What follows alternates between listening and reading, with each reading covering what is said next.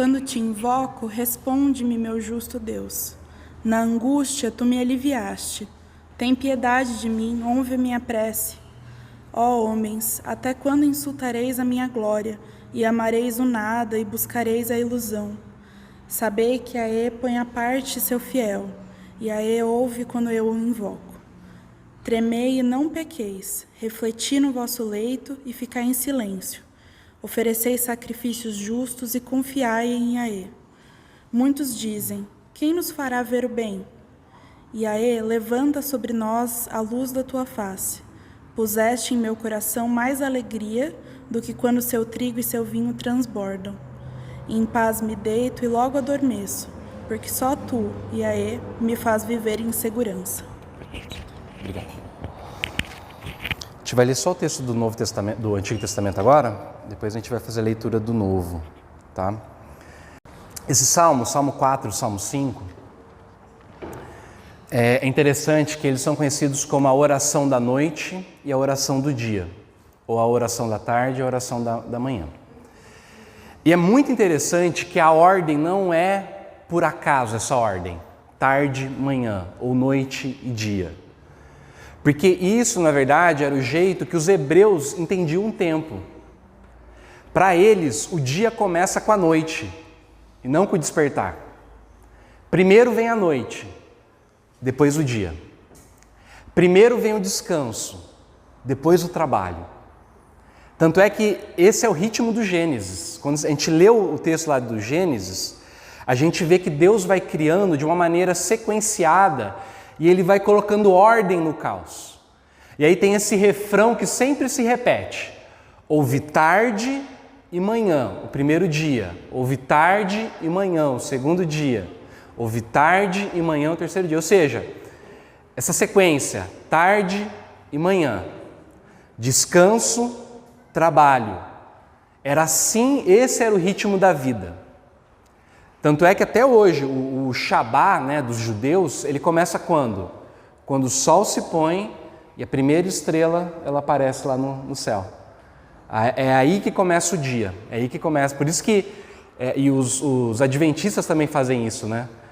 A partir da noite da sexta-feira eles já não fazem mais nada. Por quê? Porque para eles está começando o dia naquela hora, né? O Eugene Peterson, né, é um pastor que traduziu a Bíblia, A Mensagem. Ele é um pastor presbiteriano. E ele tem um livro que é muito bom, que chama A Oração que Deus Ouve, que é um livro baseado no livro de Salmos. Eu queria ler o comentário dele, né, sobre essa sequência. Ele fala assim, ó: primeiro surge a oração do anoitecer, então vem a do amanhecer. A ordem não é reversível. A oração do anoitecer é sucedida após muitas horas de inconsciência pela oração do amanhecer. A sequência não é um capricho do hebraico, mas graça embebida na rotação da terra. Dormir e acordar são tanto biológicos quanto teológicos. As condições físicas são também métodos espirituais. Ou seja, o que ele está falando para a gente? Que isso que é natural para a gente, dormir e acordar, tem até um sentido, um significado, né? Um ensino teológico para a gente, espiritual. Primeiro a gente descansa, primeiro a gente para tudo e deixa Deus trabalhar. Depois a gente entra e a gente participa daquilo que Ele está fazendo. Então é disso que o Salmo 4 fala, né? E aí eu queria então olhar agora um pouquinho com mais calma para esse Salmo. A estrutura dele é a mesma que o Abba pregou semana passada, aquilo que a gente chama de quiasmo. O que é um quiasmo? Quiasmo é uma estrutura que ela traça paralelos. Assim, o primeiro versículo ele vai fazer um paralelo com o último versículo. Aí a segunda parte vai fazer um paralelo com a penúltima parte, entendeu? Vai fazendo esse paralelo para quê? Para poder focar o centro. É como se fosse uma moldura de um quadro. Essa moldura do quadro, ela faz você reparar no centro. O centro é a coisa mais importante. Não que o que está em volta não seja importante, mas eles queriam que a gente olhasse com muita atenção para o centro.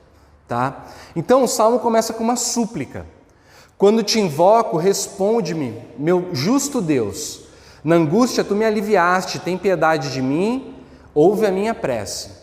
E aí ele termina com uma declaração de confiança: em paz me deito e logo adormeço, porque só tu, Iaê, né? Ou Iavé, a gente não sabe direito qual que é a pronúncia, me fazes viver em segurança. Essa moldura, né, mais externa, então, dessa súplica, com essa declaração de confiança, ela tem uma segunda camada, que vai fazer dois contrastes, dois grupos de contrastes. O primeiro grupo de contraste mostra a diferença entre quem persegue a futilidade, então quem está buscando uma vida vazia. Homens, até quando insultareis a minha glória e amareis o nada e buscareis a ilusão? Então, um contraste de quem busca a futilidade e quem entende a providência de Deus. Sabei que Iavé põe à parte o seu fiel, Iavé ouve quando eu o invoco. Ou seja, quem está buscando nada e quem entende que Deus cuida de tudo. Você não precisa ficar, sabe, assim, se matando de trabalhar. Ele cuida da gente. Aí tem um segundo contraste que é lá no final do Salmo, o versículo 6. Aqueles que questionam Deus por aquilo que eles não têm. Muitos dizem: quem nos fará ver o bem? Iavé, levanta sobre nós a luz da tua face. Ou seja, as pessoas elas estão procurando, né? Será que Deus cuida de fato da gente? E aí eles pedem, né? Olha para a gente. Por quê? Porque eles estão meio que duvidando de que Deus está cuidando. E aqueles que são gratos por aquilo que Deus já concedeu. Puseste no meu coração mais alegria do que quando o seu trigo e o seu vinho transbordam. Então também dois grupos de pessoas. Quem meio que duvida de Deus, né, e fica pedindo coisas para Deus. Na tradução do Eugene Peterson, ele fala assim: alguns dizem, me dá mais, me dá mais, me dá mais. A ideia é essa. Pessoa que está sempre pedindo para Deus. E aquele que fala: cara, Deus me deu uma alegria enorme, né, e eu sou muito grato por aquilo que eu já tenho. E aí vem o centro do Salmo, e o centro é a coisa mais importante, que merece mais destaque. E aí é muito interessante porque o centro do Salmo você vai ver o seguinte: tem 6 verbos no centro do Salmo. E é quase como se cada um dos verbos correspondessem aos 6 dias de trabalho de Deus. Porque nessa ação de Deus, Deus começa a colocar ordem no caos. Eu não estou falando que os 6 verbos têm a ver com os 6 primeiros dias da criação, assim certinho, mas a ideia é de que Deus está trabalhando. Ele está colocando ordem no caos. Vamos ver então o que fala? Fala assim, ó: tremei e não pequeis.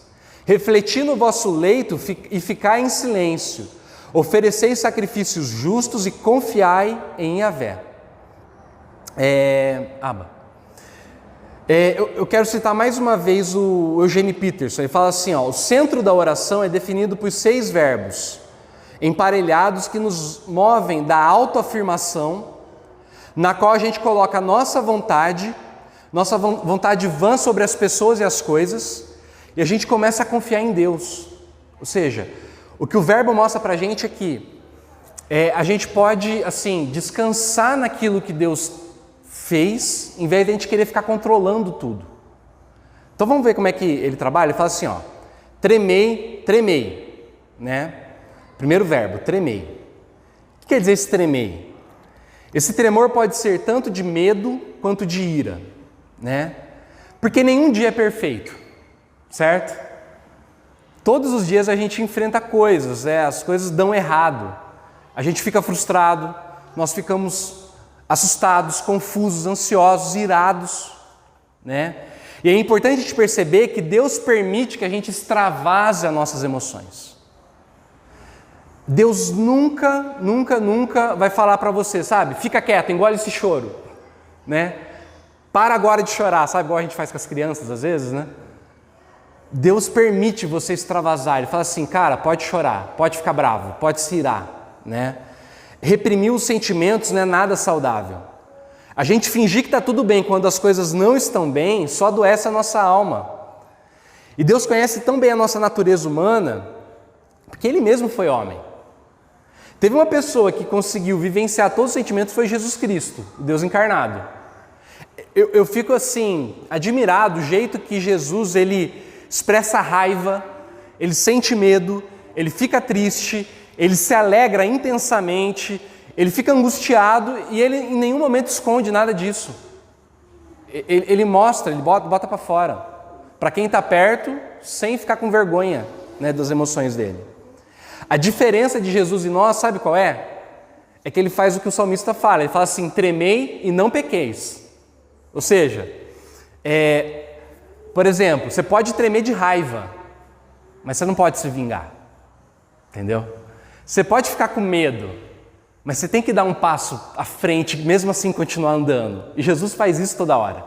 Ele treme, mas ele continua. Ele treme, mas ele não se vinga, entendeu?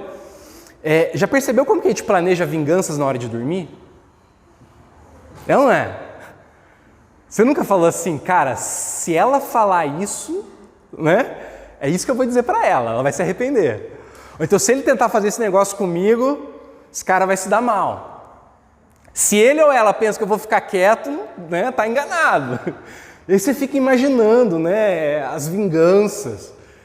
E, cara, a pior coisa é a gente fazer isso na hora de dormir, porque esse negócio penetra no nosso subconsciente de tal forma que fica introjetado o ódio dentro da gente. A gente vai cozinhando o ressentimento e chega uma hora que você nem sabe por que você está com tanta raiva da pessoa. Mas você está com a raiva, porque aquele negócio foi para o teu inconsciente, né? Olha o que o Eugene Peterson fala, cara, eu acho muito bacana. Ele fala assim, a sua ira não é uma agenda de trabalho para você planejar uma vingança que consertará o errado. O que está errado no mundo é assunto de Deus. É um assunto no qual você terá uma participação. Chegue cedo quando a incumbência for sua. Enquanto isso, Deus está dando um auxílio a um nível muito mais profundo que qualquer uma das suas intromissões conseguirá. Ou seja, você não vai conseguir resolver as coisas sozinho. Deixa Deus trabalhar. A hora que for tua hora, chega cedo, né? Participa. Mas, cara, confia nele, né? E aí ele vai falar, refletir no vosso leito. Esse é o terceiro verbo. Literalmente ele está falando assim, fale para o seu próprio coração. Conversa com o teu coração. Muito antes de Sócrates dizer, né, conhece a ti mesmo, as escrituras já falavam isso. Desse contínuo autoexame. Tem uma longa tradição espiritual sobre a importância desse diálogo interno. O rei Davi, por exemplo, tem um salmo que ele escreve e fala assim, que ele fala assim, porque estás abatido, ó minha alma, porque te inquietas dentro de mim? É o cara conversando com a própria alma dele, ele está questionando, cara, por que você está tão mal? Por que você está tão triste? Por que você está preocupado? Né? Tem um monge beneditino, o Anselm Grun, eu gosto muito dele. Ele fala pra gente sobre a espiritualidade a partir da base. Os monges antigos, eles tinham uma espiritualidade que é o seguinte, a gente no mundo ocidental, a gente é acostumado a pensar em Deus a partir do alto. O que é a partir do alto? Você cria um conceito teológico e você vai refletir em cima desse conceito. Ah, Deus é grande. Deus não muda. Os monges do deserto antigo, eles faziam o contrário. Sabe como é que eles chegavam até Deus? Eles olhavam para o próprio coração deles. Então eles paravam e pensavam, por que eu fiquei com tanta raiva do que aquela pessoa fez para mim? O que isso quer dizer de mim mesmo? Por que quando fulano fez isso, eu fiquei com tanto medo? O que isso quer dizer para mim? E aí eles mergulhavam nesse autoexame, porque eles acreditavam que quanto mais eles se conhecessem, mais eles entendessem as paixões deles, os desejos deles, as tentações que vinham sobre eles, mais perto eles chegavam de Deus, a espiritualidade do chão. Eu acho isso muito legal. Para mim faz muito sentido isso. E é interessante porque o monge não tinha medo da tentação.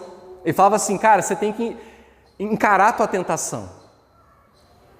Por que toda vez que acontece isso, esse negócio me chama tanto, entendeu? Por que eu sou tão atraído para esse tipo de coisa? E aí, quanto mais eles mergulhavam nisso, mais eles percebiam a ação de Deus. O que Deus queria fazer na vida deles. Entendeu? Porque Deus trabalha com a gente, com aquilo que a gente é, não com aquilo que a gente imagina que a gente deveria ser. Então essa espiritualidade da base, ela trabalha com o mundo do jeito que o mundo é e com a gente do jeito que a gente é. A gente tem mania de ficar idealizando, sabe? Falar assim, cara, eu precisava ser igual fulano, eu precisava ser igual ciclano. A gente olha um pregador na internet, né? A gente olha, sei lá, a gente lê, né? Tipo, a história de uma pessoa que fala assim, nossa, cara, se eu fosse igual fulano... Quantas pregações você ouviu ao longo da tua vida, falou assim, que a pregação termina assim, não, você tem que ter uma fé igual de Jó, você tem que fazer igual Abraão. E você fala assim, cara, eu não dou conta de fazer isso. E aí muitas vezes você desanima, né? E acaba falando, ah, cara, deixa isso daí para outras pessoas. Mas não é assim. O mais legal é a gente entender que na nossa fraqueza, eu sou capaz de reconhecer o plano de Deus. E o que Ele pode fazer em mim quando Ele, de uma maneira completa, realizar a graça dEle em mim. Entendeu? É aquilo que João Calvino falava, né? Quanto mais você conhece Deus, mais você se conhece. Quanto mais você se conhece, mais você conhece Deus. Então, refletir no vosso leito e ficar em silêncio. Nada mais precisa ser dito. Nenhuma explicação, desculpa e autodefesa. Você é isso. Você reflete, aí você fala assim, cara, é isso que eu sou. Há algo mais importante que gostar ou não gostar de si mesmo, mais significativo que as suas realizações ou fracassos diários, ou seja, você. No silêncio, seja simplesmente a pessoa que Deus está conduzindo à salvação. Então fique em silêncio, não precisa se defender diante de Deus. Deus sabe quem você é. Aí o que você faz? Ofereceis sacrifícios justos. Qual que é a ideia? Depois que você fez esse autoexame, você ficou quieto, você vai ofertar a tua vida para Deus. Você fala, Deus, é isso que eu sou. Se o Senhor puder fazer alguma coisa com aquilo que eu sou, é o que eu tenho para te oferecer, é a minha vida. É aquilo que Paulo fala lá em Romanos, sabe? Quando ele fala assim, portanto, irmãos, pelas misericórdias de Deus, peço que ofereçam o seu corpo como sacrifício vivo, santo e agradável a Deus. Esse é o culto racional de vocês. Eu gosto muito da mensagem também, a mensagem traduz assim, entreguem a vida cotidiana, dormir, comer, trabalhar, passear a Deus, como se fosse uma oferta. Receber o que Deus fez por vocês é o melhor que podem fazer por Ele.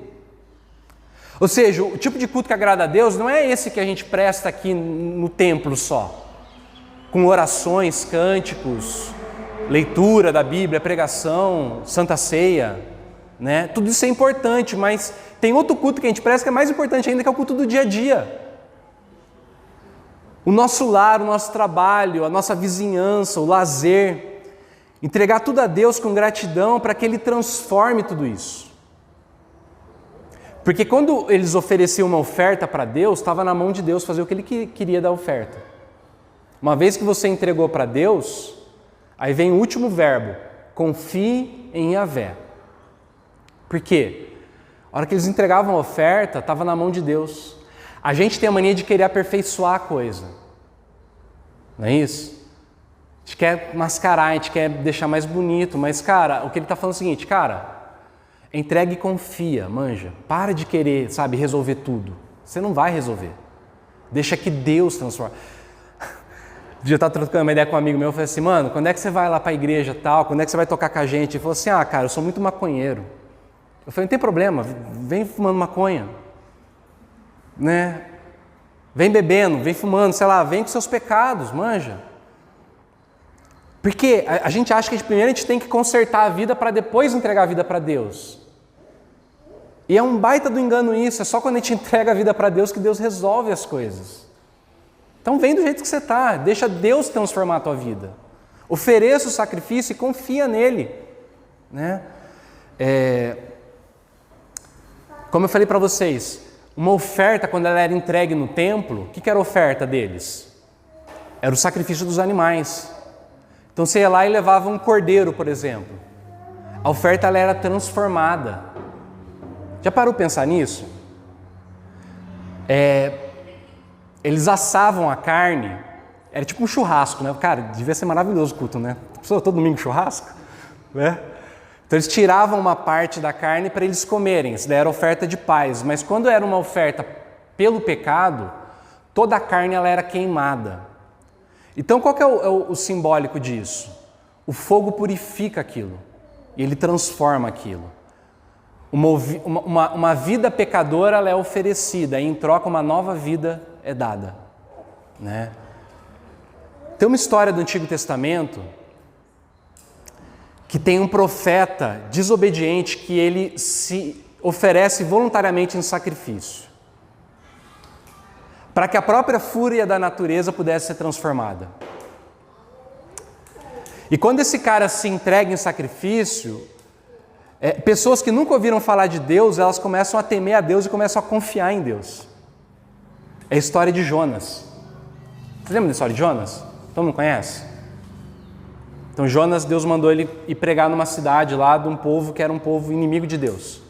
Jonas não gostava daquelas pessoas, foi para o outro lado, pegou um barco e foi para o outro lado. No meio do caminho aconteceu uma grande tempestade, certo?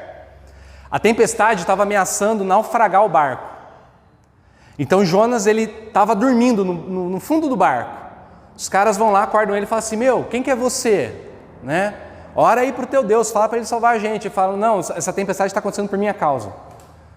Eu estou fugindo de Deus. E aí Jonas fala assim,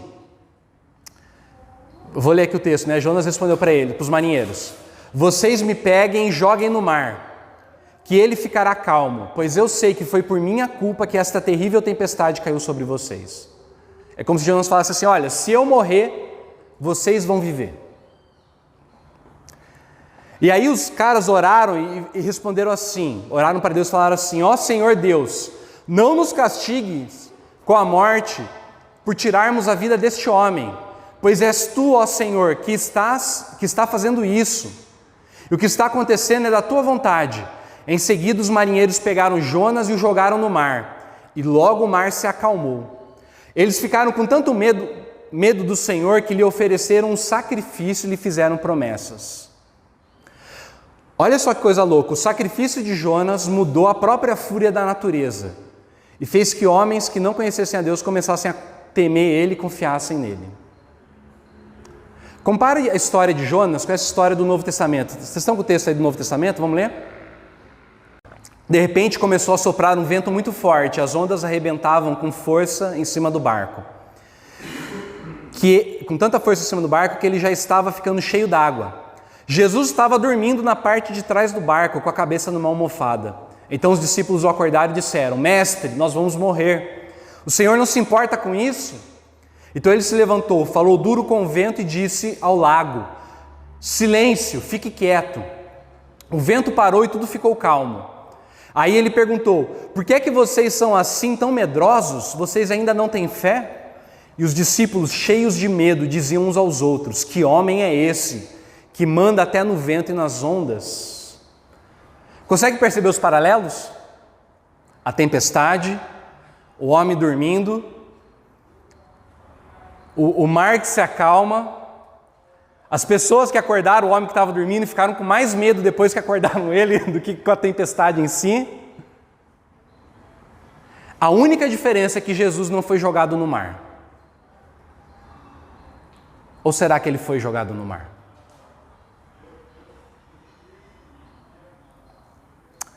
Se a gente olhar para essa história com a perspectiva completa do Evangelho, a gente vai perceber uma coisa.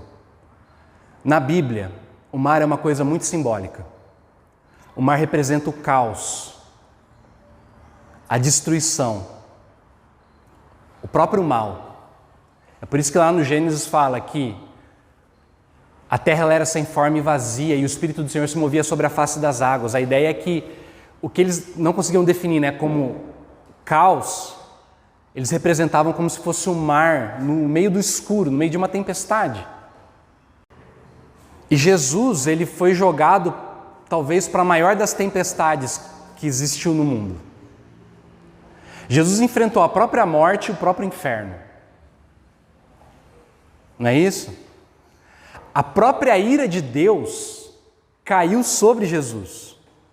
Quando ele morreu na cruz, Jesus enfrentou a maior tempestade que eu e você a gente poderia enfrentar, a ira de Deus, o próprio inferno.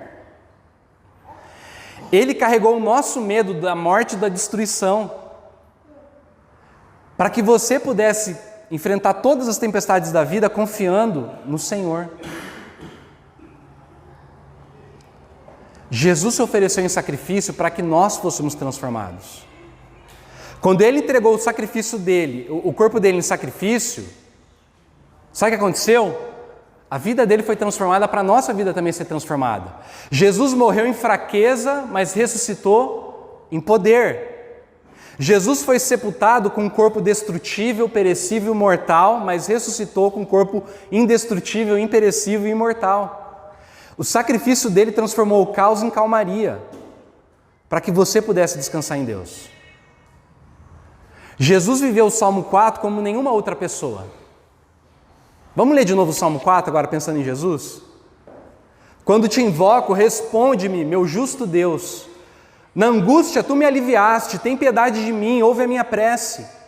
Ó homens, até quando insultareis a minha glória, e amareis o nada e buscareis a ilusão?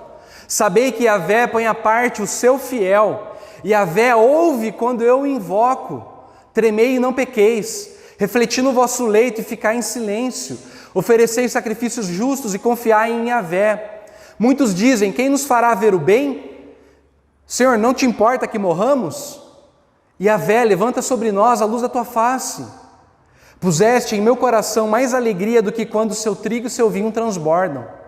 Em paz me deito e logo adormeço, porque só tu, Yahvé, me fazes viver em segurança. O que significa então viver o tempo de Deus, do jeito de Deus? Significa você entregar o todo da tua vida para Ele, teu passado, presente e futuro, acreditando que Ele está no controle de tudo, confiando que a bondade, o amor dEle trabalham sempre para o nosso bem. Como é que a gente pode fazer isso de maneira prática? Deus deixou para a gente a ceia do Senhor. A ceia é um momento no qual a gente olha para o passado, para o presente e para o futuro. Na ceia a gente lembra do passado, o sacrifício dele lá no passado, no nosso lugar. A gente lembra que ele esteve com a gente na pior das tempestades. Você pode, quando você participa da ceia, trazer à tua memória momentos onde Deus esteve com você lá atrás e Ele te salvou da tempestade. Você pode se lembrar de coisas que Deus fez e de como Ele acalmou outras tempestades na sua vida antes. E você pode trazer tudo isso na tua memória. Jesus ensinou a gente a olhar para trás. Quando ele estava com os discípulos, ele falava assim, olha, celebrem as festas, celebrem os rituais, lembrem das palavras dos profetas. É isso que a gente faz na ceia. A gente olha para trás. Mas a gente também olha para o presente nosso. O Deus Emanuel, o Deus que está com a gente. O próprio Jesus é o dono dessa mesa aqui. Ele está com a gente aqui agora. Quando a gente participa da ceia, a gente tem um momento, assim, o Calvino não conseguia nem definir isso, mas ele fala assim, Deus está presente com a gente de uma maneira especial durante a ceia. Ele está junto da gente. É Ele que serve a ceia para a gente. A gente lembra de que as palavras de Jesus, olha, não fique ansioso com o futuro. Basta para cada dia o seu próprio mal. Eu estou com vocês aqui agora. Viva o presente de maneira intensa. E quando a gente participa da ceia, a gente também olha para o futuro. A gente se lembra que Ele prometeu que Ele vai voltar.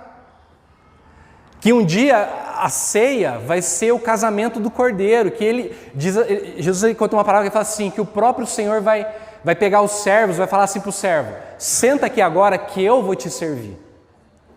Jesus conta várias parábolas onde fala que a gente tem que estar atento, olhando para o futuro, se preocupando com o futuro. Sabe o que é você estar atento para o futuro? Preparado para o futuro? É você viver o hoje para antecipar o futuro. Se o reino de Deus é um reino de justiça, você promove a justiça agora. Se o reino de Deus é um reino de amor, você ama concretamente agora. Se o reino de Deus é um reino de verdade, você busca a verdade agora. Quando a gente participa da ceia do Senhor, a gente vivencia o tempo de Deus do jeito de Deus, olhando com igual valor para o passado, presente e futuro.